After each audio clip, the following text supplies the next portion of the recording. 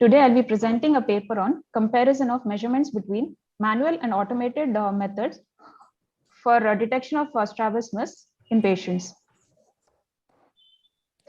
In the offset, I would like to add that there is no financial disclosure associated.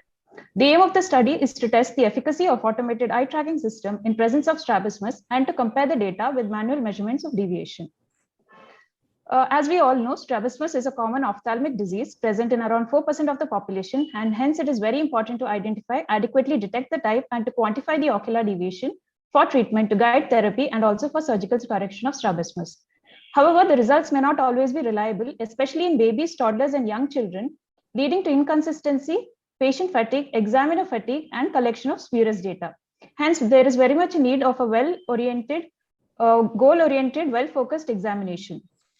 Coming to my study, it is a prospective observational cross-sectional masked double-blinded study conducted in a tertiary care eye hospital in our OPD of pediatric ophthalmology department, consisting of 39 patients aged 3 to 41 years, conducted over a period of 6 months from July 2020 to December 2020.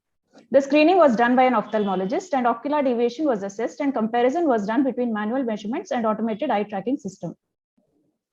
The manual examination process, all the patients underwent a complete ocular examination and orthoptic assessment. Testing distance of 50 centimeter with the participants fixating on accommodative target was maintained. All the participants were examined by an ophthalmologist before evaluation on the automated system. Manual cover-uncover test was performed as well as prism alternate cover test. The automated examination procedure was performed on the IVIS system, which consisted of a specially calibrated glasses worn over prescription glasses via the IVIS 300 software. The testing involved following a visually stimulating target presented on the screen simultaneously with audio augmentation. It alternatively uncovers each eye, similar to our traditional test. No language or verbal scales are required. However, it measures deviation only for near.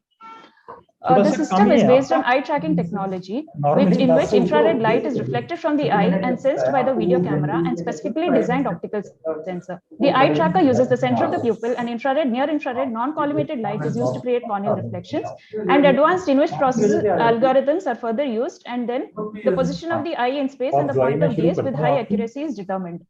The inclusion criteria for the study included all children above the age of 3 years, concomitant squint with moderate degree of deviation, and residual squint. The exclusion criteria included children less than 3 years of age, paralytic and restrictive deviations, and visual acuity less than 636, and patients with abnormal anterior segment configuration. Statistical analysis, STATA version 14 was used, and the main characteristic of the study population, such as age and gender, was presented as mean and frequency. The degree of agreement noted between the manual and automated tests was represented using bland Altman plots, and concordance correlation was used with scatter plot.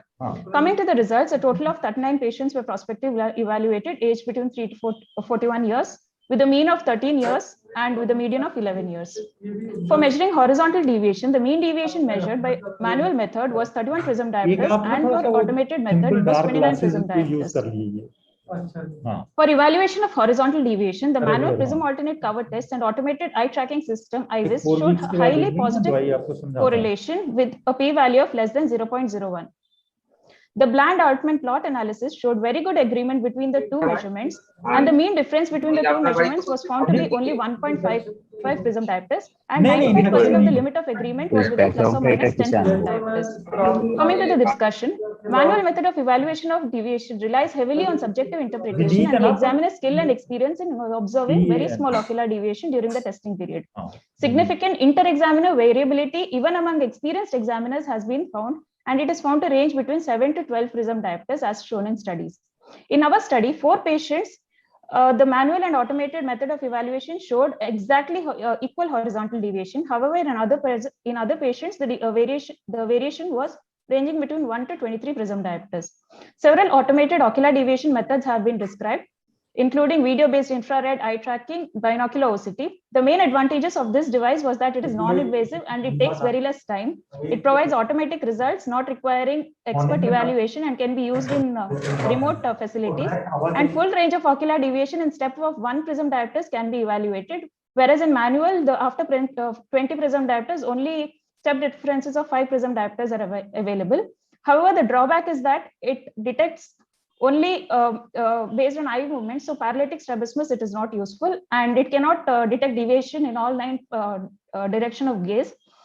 And it is only detected at 50 centimeter. The limitation of the study was that it is a small sample size. Vertical deviations are not included in the study, and automated and manual method of deviation was done only for near deviation. I would like to conclude that in this study, we successfully validated good agreement between the automated eye tracking system with manual method of deviation. The device is simple, fast, and accurate. It can be used in communities where strabismus specialists and orthoptists are unavailable.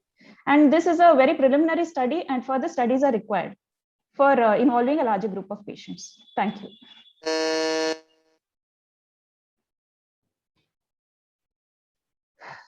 So what would be the basic advantage of this system? Ma'am, this is a very good instrument which can be used in peripheral centers where they do not have access to an orthoptist or a strabismus specialist, ma'am.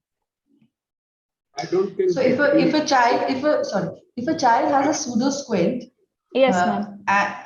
would this be able to eliminate the squint? Yes, ma'am. Because mainly it depends on the cover uncover test. If there is no movement as which is seen in pseudo squint, the deviation would not be picked up on this instrument. And does it also based on the illumination in the room? Like, is it based on that? Like any errors would be there if the illumination in the room no, ma'am. It has goggles which has to be worn by the patient, and the patient has to focus on a light. Thank you. Yeah, so I had a comment if I can make a comment. Yes, yeah, sir. So it cannot be used in the peripheral centers because it is basically meant to measure the angle. Yes, and sir. to measure the angle, it is upon the surgeon to measure the angle. So in peripheral centers, we are more bothered whether patient has strabismus or not. We are not bothered how much they have.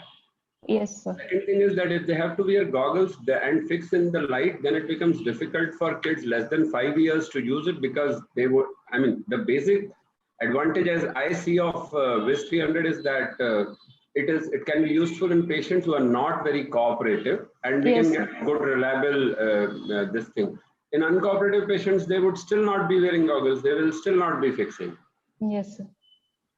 So, and what exactly it is using? I mean, it is using infrared. What is it using? I mean, yes, sir. It is an infrared, near infrared collimated light, which causes corneal reflections. And based on the corneal reflections, we can measure the deviation. So it is basically taking, there will be a lag time, no, in the sensor. Yes, yes, sir. Okay, good. But it is a good, this thing, good paper because. Thank you, sir. This is a good beginning. It is very, yes, sir. very It's just a preliminary study which needs a further larger number of sample sizes. Which is the company which is manufacturing this, or you Essilor, sir. It's a Essilor. Essilor. Okay. Yes. Wonderful. Congratulations.